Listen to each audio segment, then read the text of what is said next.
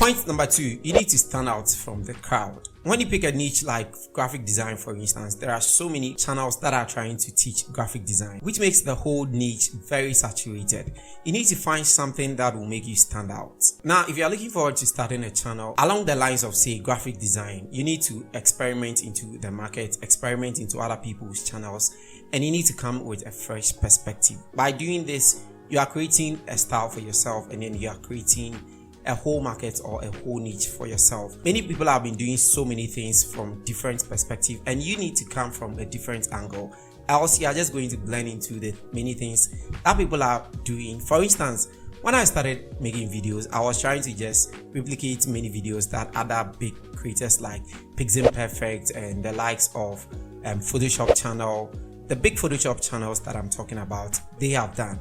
By doing this, you are basically just compressing yourself under them because they've already covered the topic and people are going to watch their videos rather than you.